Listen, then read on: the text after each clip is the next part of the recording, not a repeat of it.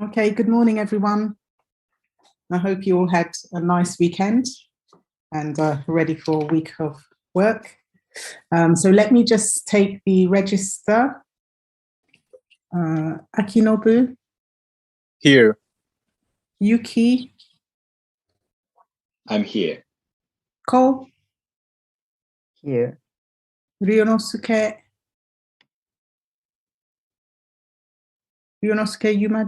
Yamachi, Yoshinori, I'm here. Hiroshi, Here. Kazuyoshi, Good morning, I'm here. Gaku, I'm here. Mikiya, I'm here. Ayusa, I'm here. Soho, Kaishi, I'm here. Ryogo,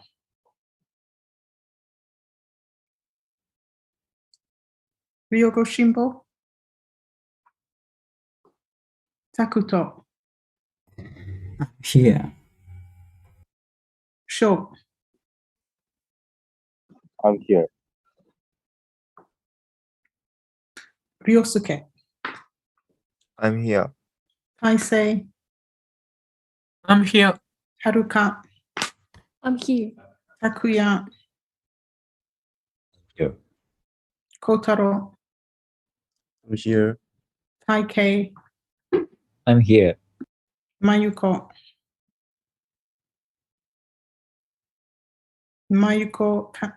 Kanayama, Koki, I'm here. Yuri, I'm here. Mahiro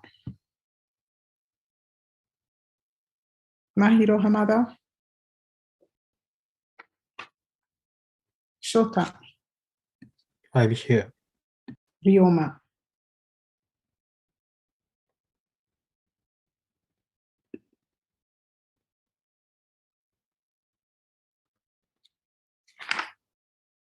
Okay, Mayuko, I've seen your message. Thank you. Sorry, was it Ryoma Moriguchi?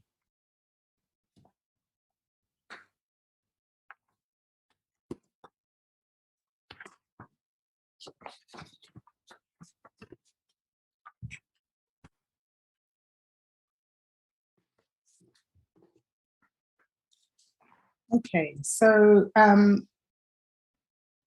today we're going to, last week we were mainly focused on introductions, but today we're going to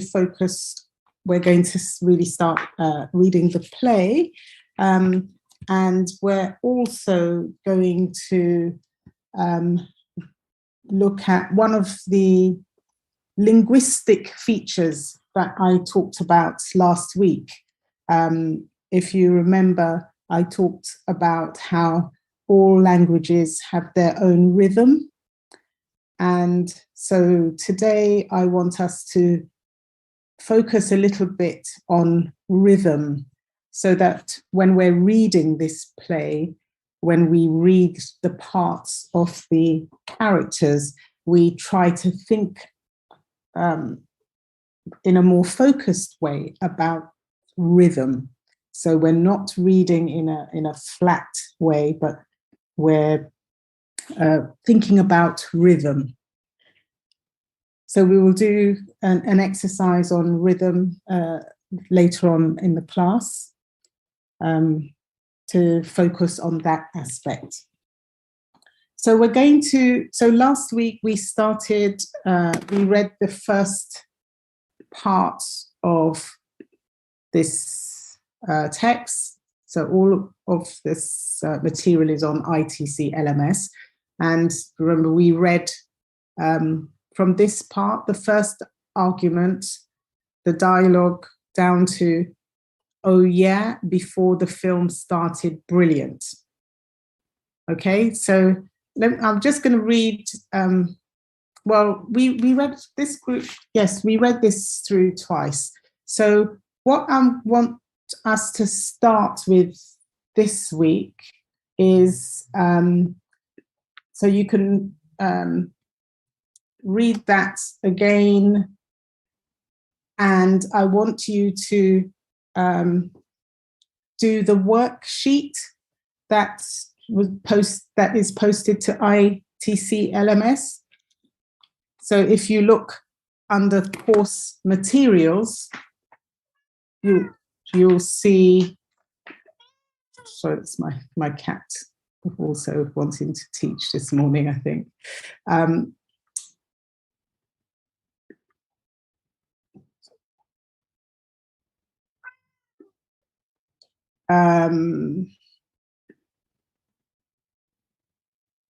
Under worksheet, yes, under course materials, you'll find a worksheet in relation to that part of the text.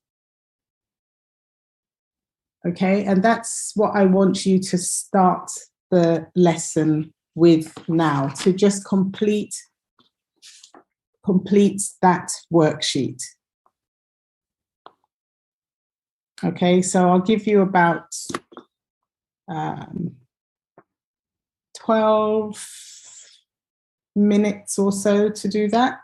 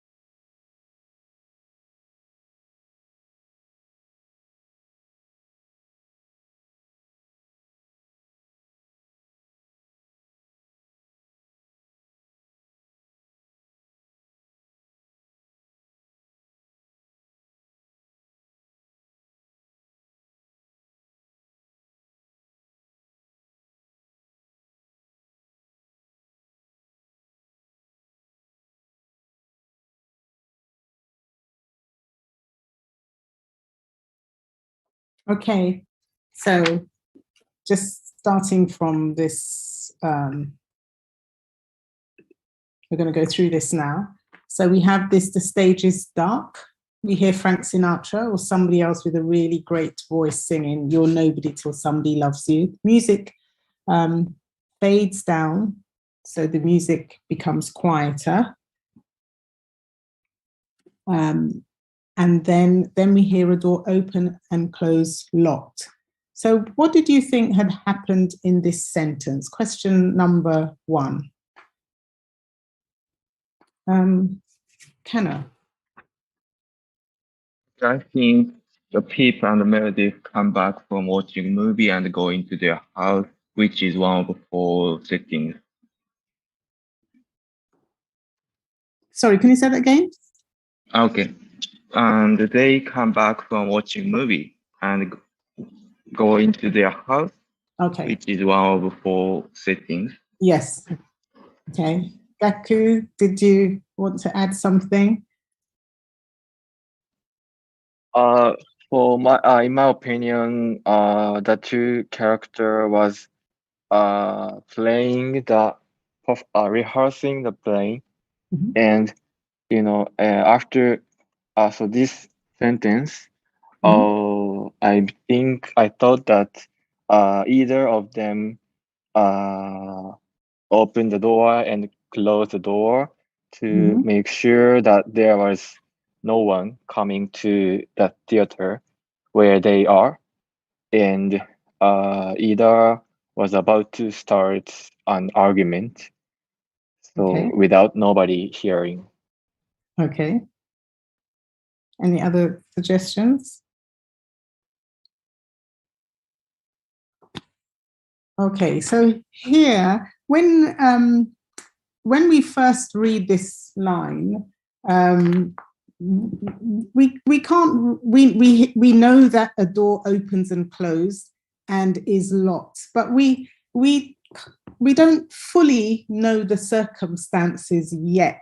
So, for example, maybe they've opened a door and gone outside to go somewhere. So they've opened and closed the door, locked the door, and gone outside somewhere. However, when we read on, we can work out that it's much more likely that they have come into a particular space. Okay, and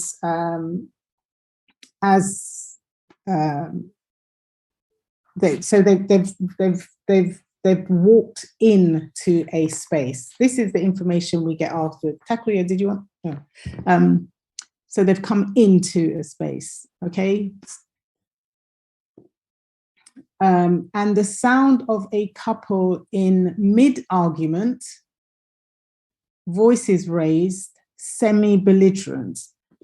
Now, what did you think semi-belligerent? What do you think that means?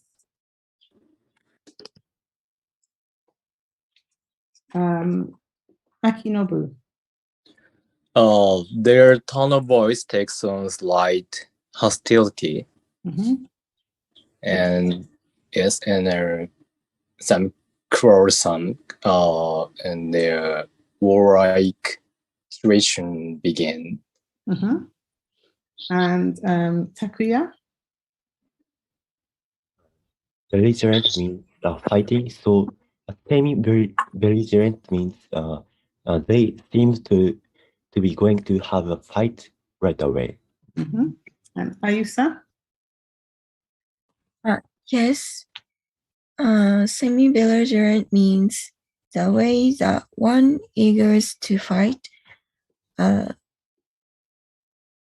the same time, one try to understand other, because the words includes semi.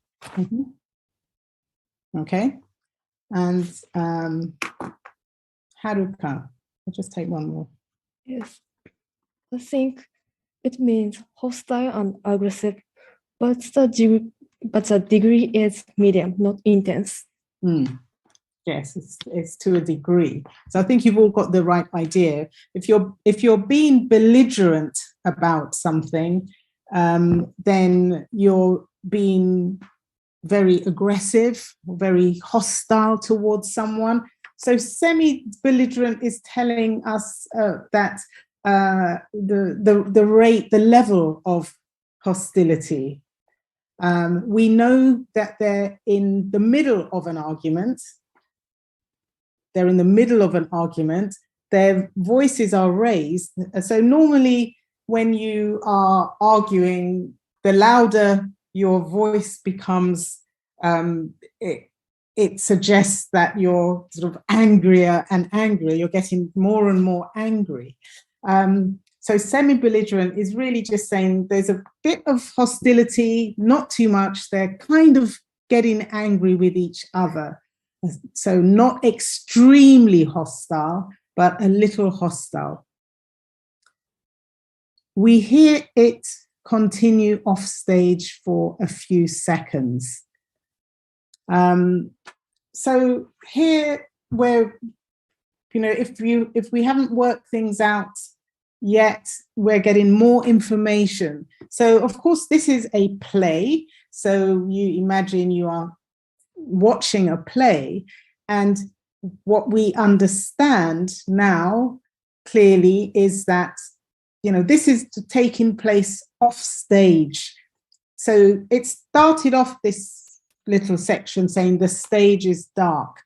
So you imagine you're sitting watching this play, this dark stage. Nothing is happening on the stage.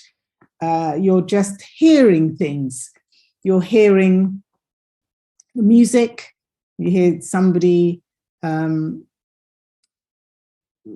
it says we hear Frank Sinatra singing, so you're hearing music.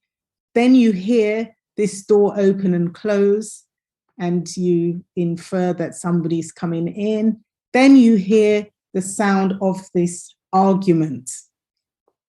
So all of that is taking place off the stage. And then there is silence. So then we go on to the next part. No, I thought it was crap. Crap is a very informal word for saying that something is rubbish, bad. You can use it to refer to a crap situation or a bad situation. So no, I thought it was crap. No, worse than crap. I thought it was insulting. So what did the woman think was insulting? Ryosuke.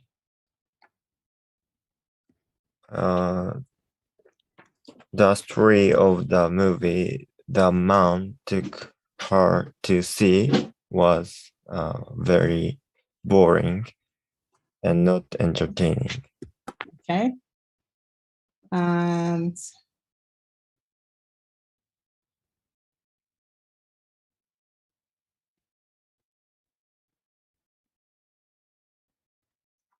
Akinobu. Okay. She could easily detect a flaw in the plot. She could easily detect a flaw in the plot. Haruka. Yes. There was a gap in the logic of the film, I think. There was a gap in the logic of the film. So when we talk about something, we have an expression linked to when you are saying something is insulting. So of course it was about the flaw in the plot that we find out about later. But normally when you say something is insulting your, let's say it's insulting your intelligence. When she's saying it was insulting, it's insulting her intelligence. So sometimes, for example, if, let's say you've done something wrong and I don't know, let's say if you were, you've done something wrong and your parents, your mother or father is telling you off or saying, why did you not do this particular thing? And you come up with a reason that is really weak. They might say, don't insult my intelligence, because you haven't even bothered to think of a really good excuse.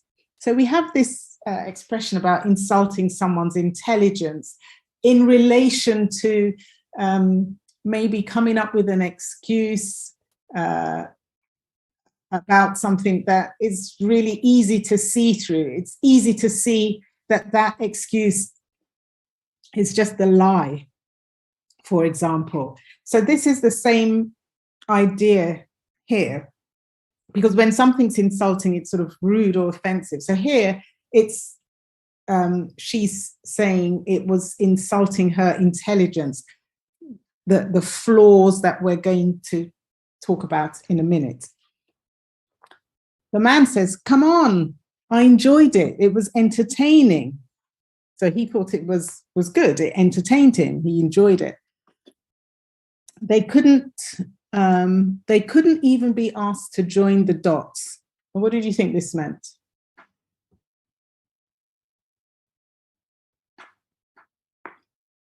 Sohoki?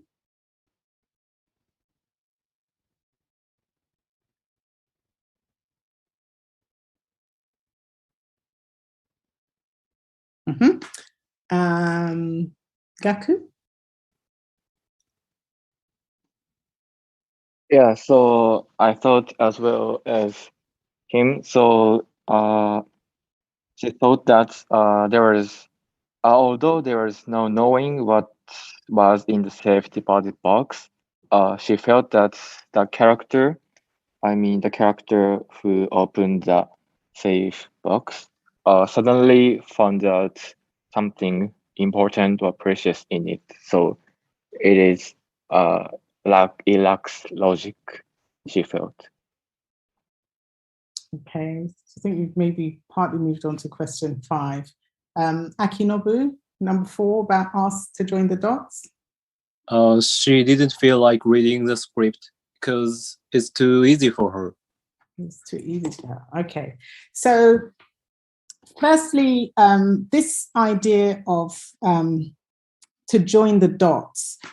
I'm sure you remember when you were young, you played, it's like a kind of puzzle where it's called the join the dots, where you have dots with numbers and you go from 1 to 2 to 3 to 4, and eventually it makes a picture. Okay, we call that join the dots. I don't know what you call it in Japanese, but I'm sure you have a similar thing. So when we talk about, so here, talking about join the dots, it means to make everything add up, to make it coherent, to make everything make sense. That is the meaning here. And this expression, they couldn't even be asked. So this is very slangy. Ask, of course, is it's not a swear word. It's a bit of a rude word.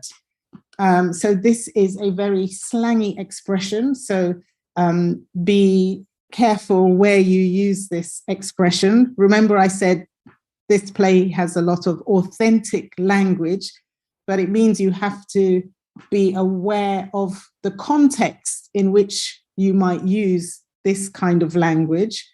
So you'd use this with your friends, for example, people of the same age as you, for example. Okay, because it's quite slangy, but a very, very common expression. And really, it means you can't be bothered to do something properly. So here she's saying they couldn't be bothered. They didn't even take care to make sure that the story was coherent, that everything added up, that everything made sense. Okay, that's what that sentence means. They couldn't even be bothered to make sure that everything made sense. And that expression, which is, can't be asked. So as I said, a very slangy expression and so common that actually sometimes we just say CBA to convey that idea. You know, if you're talking with friends and you say, oh, did you do that? Are you going to go to that lecture, that extra lecture that the professor advised us to go to listen to? You could just say, CBA. And that means I just can't be bothered. So, but as I said, very informal, slangy, but a very common expression. So they couldn't even be asked to join the dots. There was a hole in that plot. So the plot is all about the events that make up the story. There was a hole in that plot you could drive a lorry through. So we talk about a hole in a plot, meaning that it doesn't really add up. The plot, the story doesn't follow properly. And we would say there's a hole in that plot. And by saying there's a hole in that plot you could drive a lorry through, what do you think is meant by that? There was a hole in that plot you could drive a lorry through. What's the lorry got to do with anything?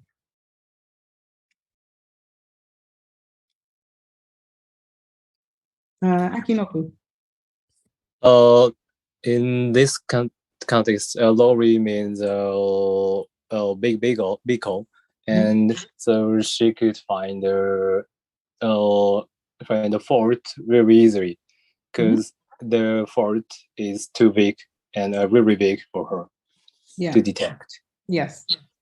So it's this idea that there's such a big hole in the plot. It's not she's saying it's not a minor thing. It's such a big thing that a huge lorry, a huge vehicle could drive through that hole. So it's just a way of saying that the plot was really bad from her point of view.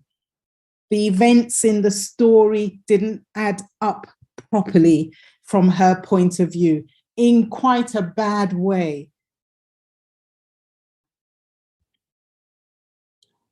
Oh yeah, for example, so the man is saying, well, in what way? Give me an example.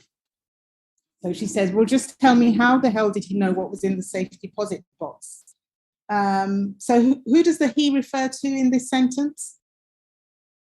Who does the he refer to in this sentence?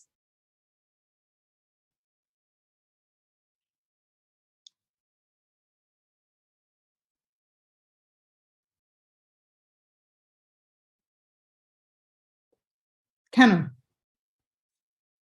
I think it refers to a male character in the film. Yes. So it's referring to, so she's given him an example of where the plot doesn't add up. And the he is referring to a character in the film. So we understand that there was a scene in the film where a character, a male character, knew what was in the safe deposit box. But she was saying there was no possibility he could have known. Absolutely no remote possibility. So that no remote possibility is really emphatic. It's really emphasizing that there was not the slightest possibility that he could have known. So it is like saying that character shouldn't have known what was in the safe deposit box if it had been a proper plot. This is one of the holes in the plot. And the man says, well, maybe somebody had told him. And the woman says, oh yeah, before the film started? Brilliant.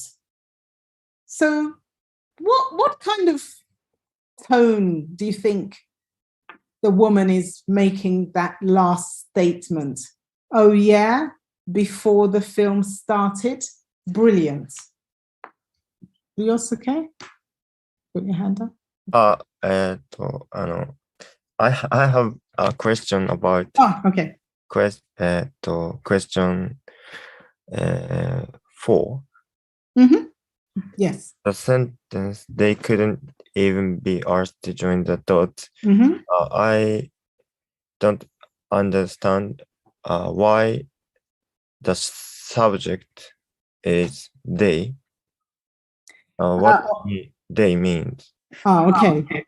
Yes, that's a good question. It's like talking about the people who wrote the film. So it's a bit general in the sense of maybe if it was the famous director, you might say he or she and be very specific. But here she's just using it in a general way to say the people who made the film couldn't be asked to join the dots. It's a kind of informal way of speaking where you're not being very specific, where you're saying, you know, a people made the film. That's why it's they here. I see. Thank you. Okay.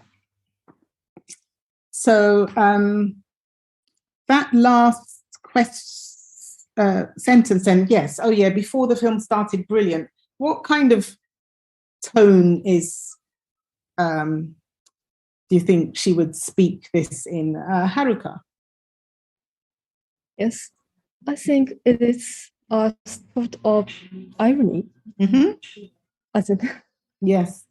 So she's being ironic. She's sort of mocking, because the man is saying, well, you know, maybe maybe that character had that information before the film, had that information about the safe deposit box, and she's saying, well, when would he have had it? Before the film started. So she's just mocking. Brilliant. You know, that means normally it means, oh, that's fantastic. But here it's meant in the opposite way, i.e., well, that's actually rubbish. So it's sort of ironic use here. Okay. Are there any other? Does anybody else have any questions? If there's anything that they don't understand or they're not sure of?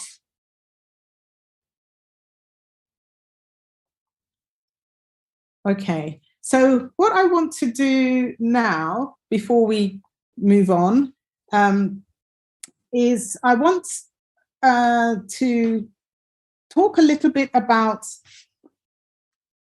rhythm.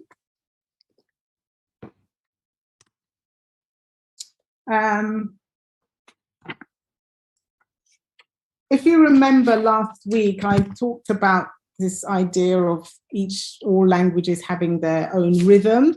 And as we're reading this play, I want you to think more about the rhythm of the language, to be thinking about emotion in the language, how you put emotion into your speech, things like that. And this play, I think, using this play is really useful for that. So I want to just I want us to think about rhythm now, and to think about English rhythm. So if you sort of learn to try to maintain the rhythm of English, I think you'll sound more natural, more fluent in your speech. And one of the things that has a big influence on rhythm is stress, where you put stress in a sentence, where you put the emphasis in a sentence, and how words in a sentence fit together. How do the words in a sentence fit together? How are they connected? So obviously, in any sentence, some words carry the stress, they carry that emphasis, if you like. And often when people are learning a language, they tend to read or speak in a flat, often in a flat way, without clearly putting emphasis in the right place. So in any sentence, some words are going to carry more stress than others. And these are sort of typically what we might think of as the sort of strong words, like nouns and adjectives, for example. And then you have words which are not, I suppose we could think of them as weak words, like pronouns, like, the he, she, on, prepositions, on, it, these kinds of things. The article the, these tend to not be so stressed, unless you want to stress them for a particular reason, but otherwise they tend not to carry the stress. So, for example, just as an example,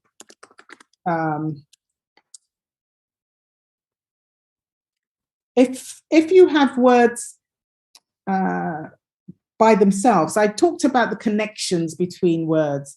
So if the word one, you would just pronounce it like that, right? Or two, that's a straightforward pronunciation. But once you put the three words together, then you'll say them slightly differently in English.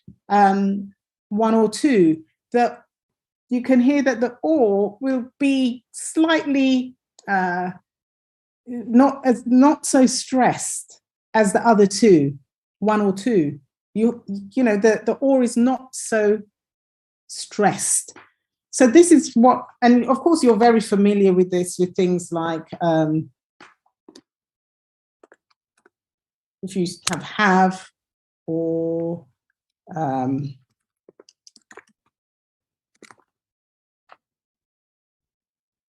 should have. That's an example where it's become so sort of commonplace that you kind of eaten the first part of the word when you say could have, should have, etc. So I just want you to just think a little bit about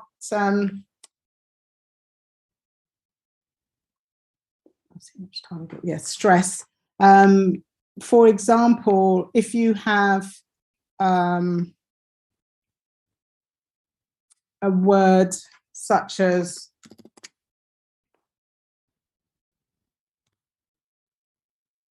hello, you know that there we put the stress on the second syllable, okay? Hello, that's the stress is on the second syllable.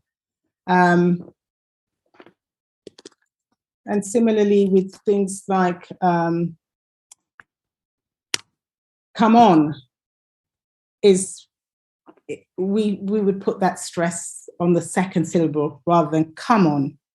Okay, so this is what I'm trying to, I want you to think about more in terms of rhythm when you're speaking about where you're putting the emphasis. So we're going to do a little exercise now.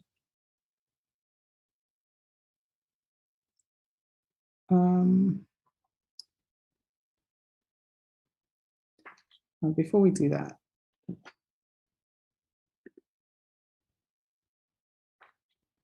so just think about the difference between how you would say good morning. So good morning, I'm just putting that clap on where I'm putting the emphasis. So I'm touching my thumb, good morning, to help me think about when the stress is. I'll just put my camera on for a second. Okay, so I'm touching my thumb. Good morning. Good morning. So that you can see that I'm clapping where I'm putting the stress. Good morning. Now, if I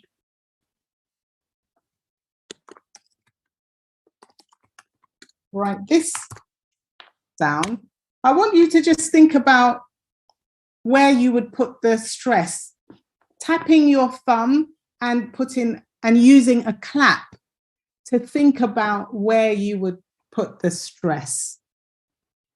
So just think about that for yourself for a second.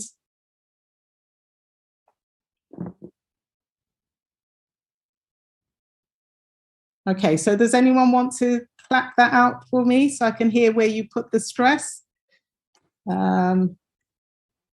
Akinobu. Okay. Good morning, Mary. So can you say that again so I can hear this where you're putting the stress? Okay. Good morning, Mary. Okay. Gaku, where do you want to put it? Okay. So good morning, Mary. Mary. Okay. Anyone else?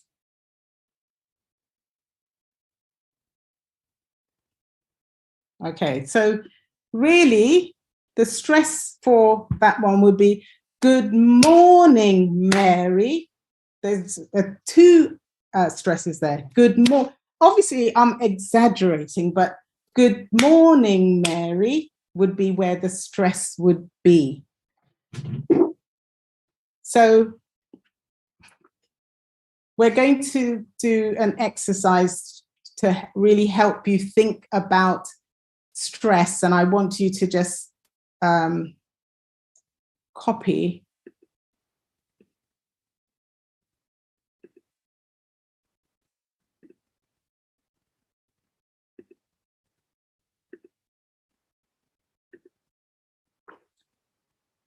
so you're going to, I want you to just kind of follow the rhythm. It's helpful if you tap it out.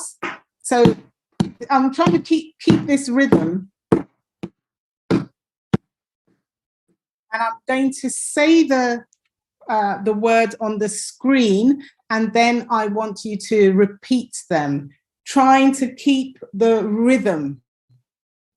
And this exercise is really meant to help you think about rhythm, how words are stressed or not stressed in a sentence, and how that makes your speech more fluent. So this is the rhythm. I hope you can all hear that. Mice eat cheese. So I'm going to just say it a few times so you hear what I'm saying, and then I want you to just repeat it and keep repeating it. Okay? Mice eat cheese. Mice eat cheese. Mice eat cheese.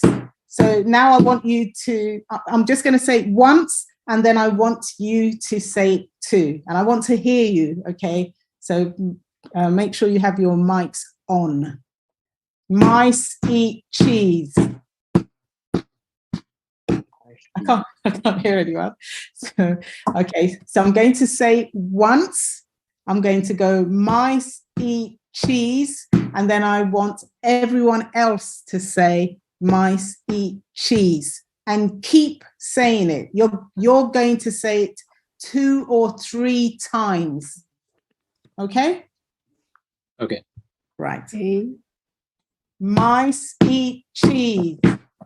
Mice eat cheese. Mice eat cheese. Mice eat cheese. Yeah, so I want you, this is what I want you to do, to repeat it. I'll say it once, and I'll keep saying it with you, but I want you to keep the rhythm, and I want you to say it 3 times in total, okay? So let's start again. Mice eat cheese. Mice eat cheese. Mice eat cheese. Mice eat cheese. Mice eat cheese. Mice eat cheese. So you have to say it at the same time as me.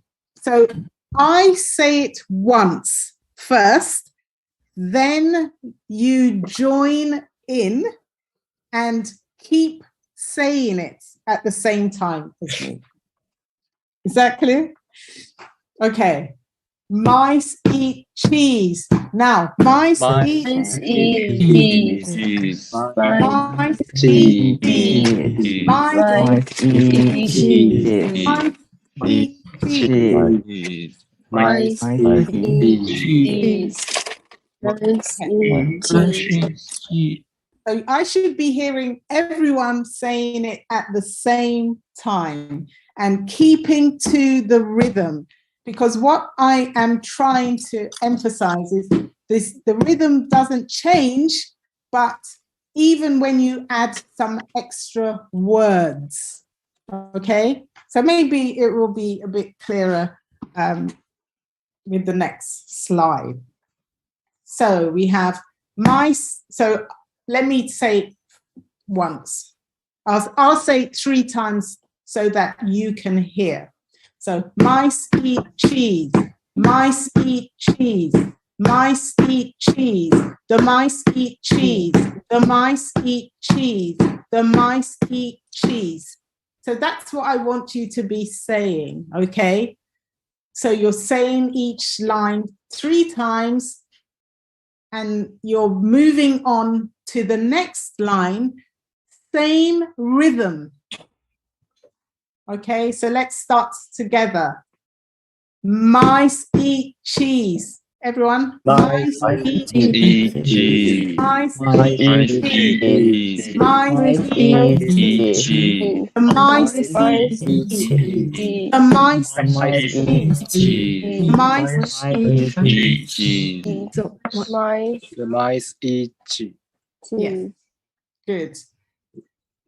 Next. So I'm going to read the first 2, just one time each. So listen to what I do here. Mice eat cheese. The mice eat cheese. The mice eat the cheese. The mice eat the cheese. The mice eat the cheese. So that's what I want you to do now. You read the first line once, the second line once, and the third line 3 times. So we'll always read the new line 3 times. The ones we've done before, reread them once. I'm going to do that one more time, and then you will do it. Mice eat cheese. The mice eat the cheese. The mice, oh no, sorry, I got that wrong. Mice eat cheese. The mice eat cheese. The mice eat the cheese. So as you can see, a couple of extra words have been added, but the rhythm is still the same. Okay, so I want you to do this with me now. First line once, second line once, third line 3 times. Ready? 1, 2, 3. Mice eat cheese. The mice eat cheese. The mice eat the cheese. Cheese. The mice Mice eat the cheese. eat the Mice Mice eat the cheese. cheese. Okay. So again, I'm going to do it in the same way. Mice eat cheese. The mice eat cheese. The mice eat the cheese. The mice will eat the cheese. Ready? After 3. 1, 2, 3. Mice eat cheese. The mice eat the cheese. The Mice eat the cheese. The mice will eat the cheese. The mice will eat the cheese. cheese. The mice will eat the cheese. Okay, so I hope you're getting this.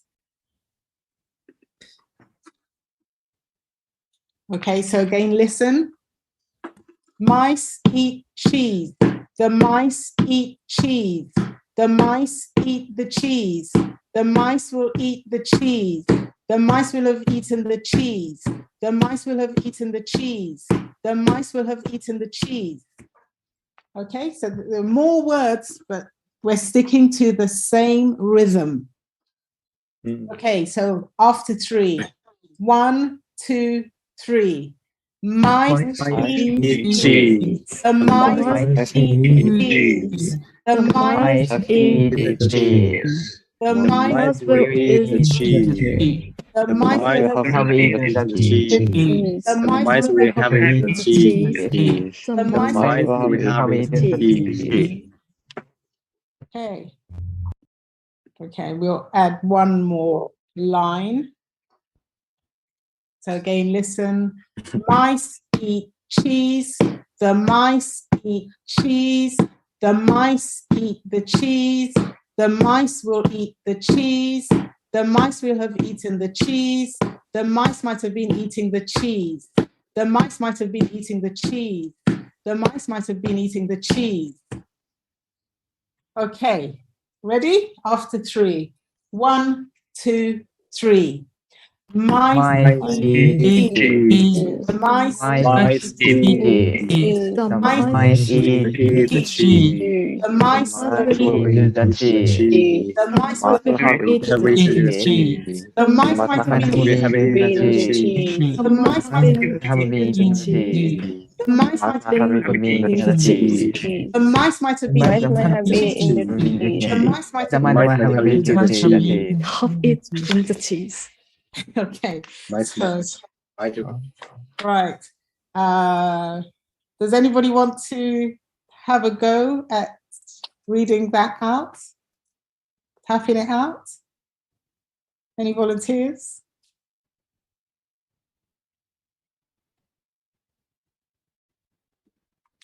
No? Okay. So that is just something I want you to think about in terms of rhythm. You could see there that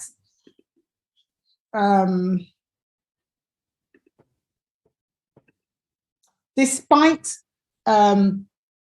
this last line, the mice might have been eating the cheese, having many more words than mice eat cheese, but you can say that in the same rhythm as these other sentences. So it's about how words connect together, where you put stress and emphasis. That is what I'm talking about when I talk about the rhythm of a language. So it takes a while to get a rhythm of a language. This is an exercise, but it's used to make you think about rhythm and to think about rhythm when you are speaking English. Now, we're going to do another little exercise on rhythm.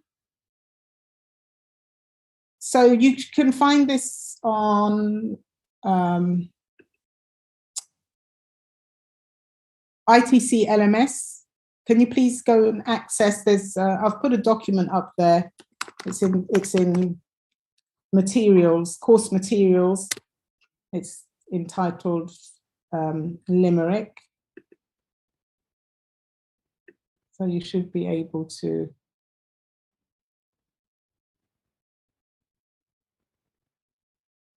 access that there.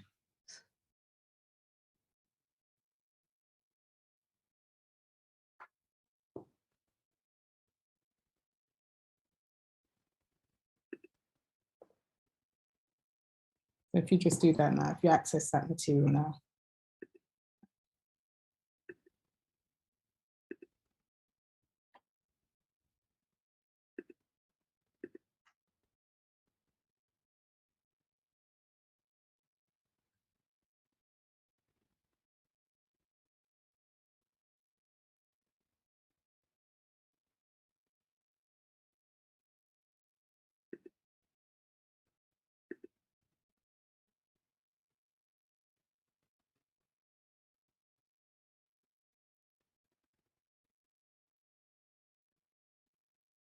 Do you all have that? Unfortunately,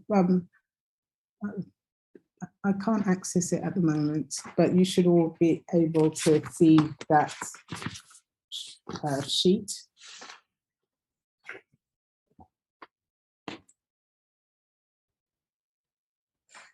Okay, so we're going to use this first limerick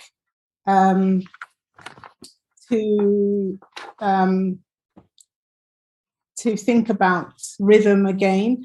Limericks are quite useful for thinking about rhythm because they are these poems,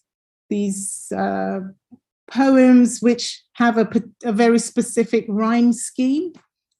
Okay, the rhyme scheme is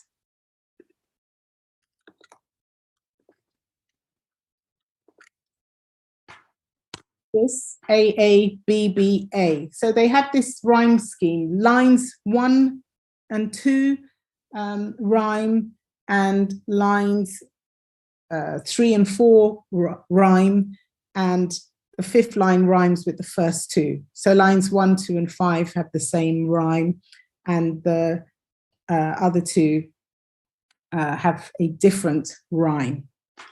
So these are just some limericks by Edward Lear, who's a sort of famous, he was a poet, a 19th century poet, who was really well known for his limericks. He wrote lots and lots of limericks. So they're all supposed to be a little bit funny, but they're very good for rhymes and for thinking about rhymes. So if we just look at that first rhyme, I'm just going to read it so you can hear the rhyme. There was an old man of Hong Kong who never did anything wrong. He lay on his back with his head in a sack, that innocuous old man of Hong Kong. So that's the rhythm, okay? There was an old man of Hong Kong who never did anything wrong. He lay on his back with his head in a sack, that innocuous old man of Hong Kong. Now, just in terms of meaning, I think everything's, you can see from the picture, his head is in a sack. Innocuous, you may not know. Innocuous means somebody who is harmless, not homeless, harmless. That's what innocuous means. Somebody who's not going to cause anybody any harm, any trouble, just an innocuous old man. Okay, so I'm going to say it out again. There was an old man of Hong Kong who never did anything wrong. He lay on his back with his head in a sack, that innocuous old man of Hong Kong. So I want you to I'm going to do the second one with you as well. There was an old person of Fife, a place in Scotland, who was greatly disgusted with life.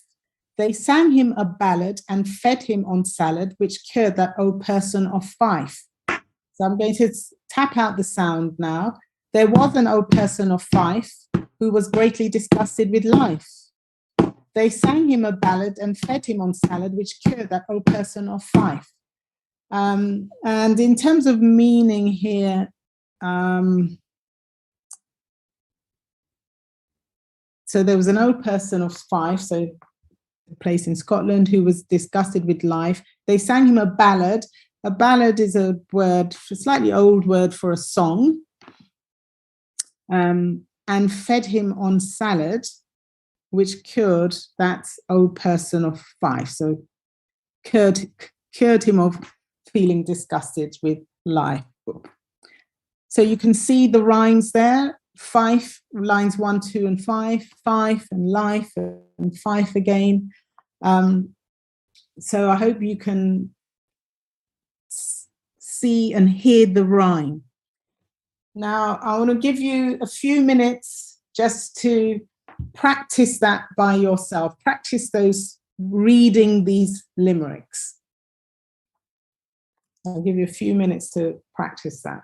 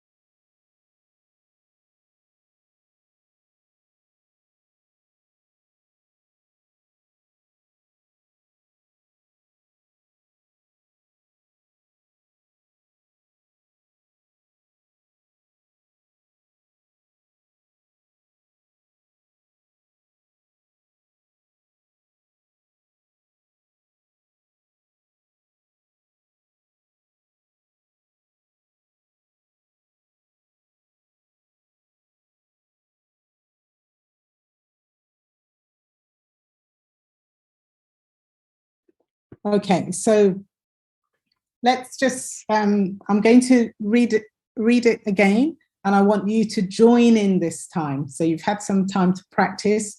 So I want you to join in with me. And this is the rhythm we're going to have. There was an old man of Hong Kong. Okay? So after 3, 1, 2, 3. There was an old man of Hong Kong who never did anything wrong. He lay on his back, head in the old man of Hong Kong.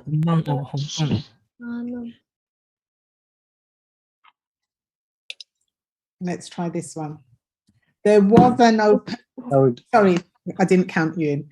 After 3, 1, 2, 3. There was an old person who was greatly disgusted. They sang him a ballad old person.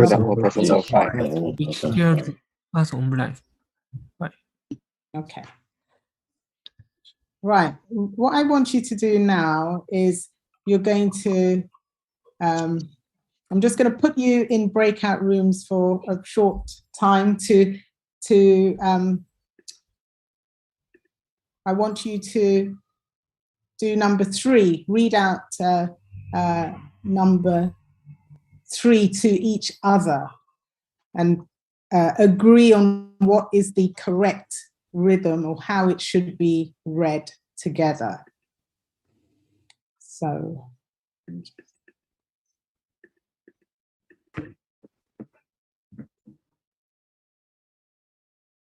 Okay, so please join.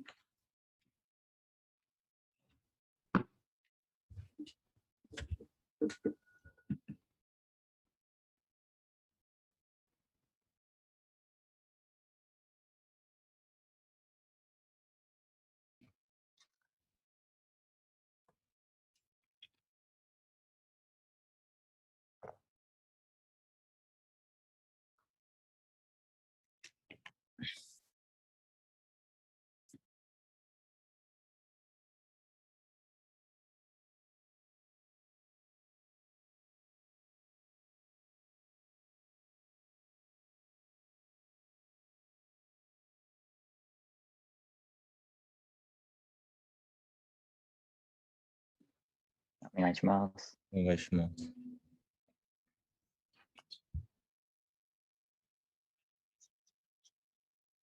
一番下じゃないですか。わかんないです。僕なんかさっきから、ズームちょっと落ちちゃって、あんまり聞こえなかったんです。ごめんなさい。There was. ですね。なんか、多分。There was a young person in person.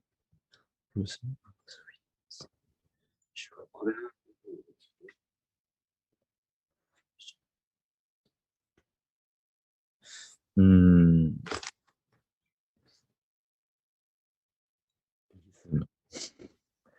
っと難しい。There was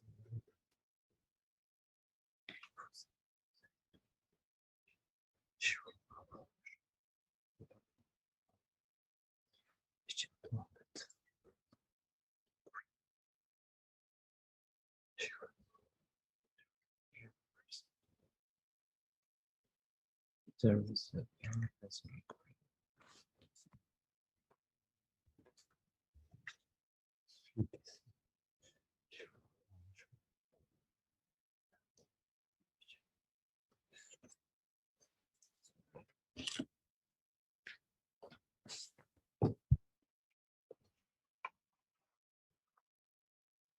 Listen.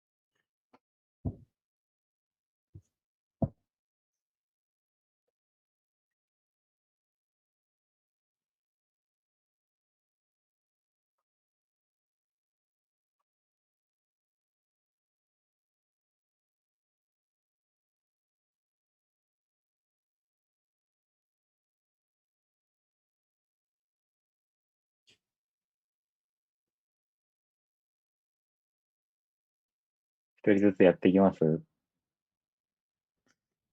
そう。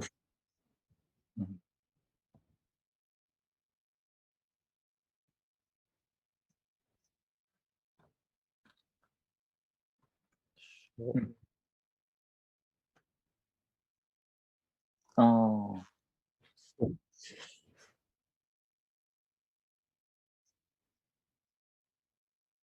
どうぞ。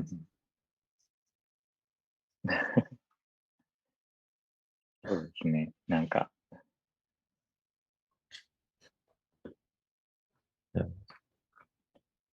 リズムっぽくて難しいな。うん。難しいですね。There's young person.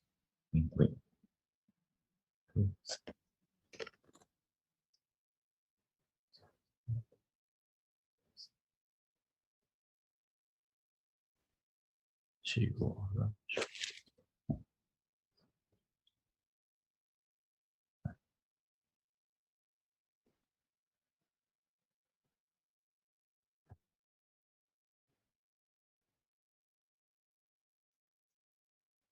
全部挙手制なんじゃないですか？わかんないですよ。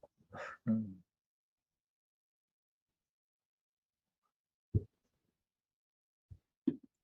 はい、ありがとうございます。そうですね。ありがとうございます。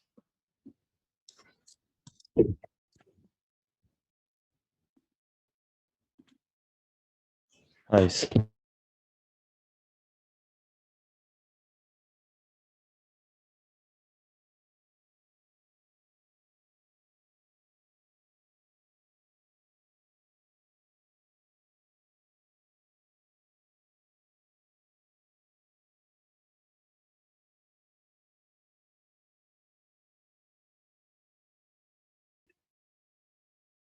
Okay, does anybody want to read it out?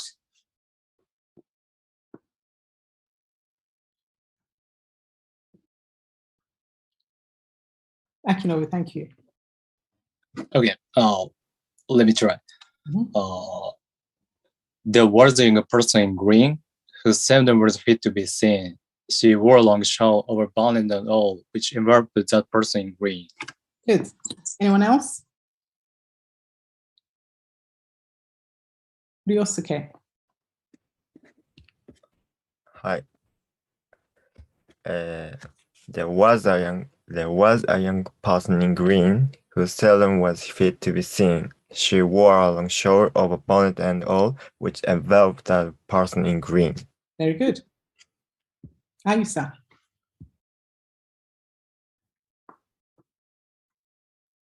Yes. Mm-hmm.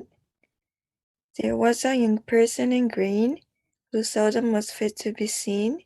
She wore a long shawl over bonnet and all, which enveloped the person in green. Yes, good. So I think you've all got that rhythm. So we'll just do it one together after 3. 1, 2, 3. There was a young person in green who seldom was fit to be seen. I can't hear you all. I want everybody on this one. Okay, after 3. 1, 2, 3. There was a young person in green who seldom was fit to be seen. He wore a long shawl over person in green. Very good. So good. I think I hope you've understood this what I've been trying to say about rhythm, and that you take that forward in your speech going forward. Okay, thank you very much for your participation, everyone. See you next week. Class is finished. Bye. Bye. Thank you. Bye. Thank you.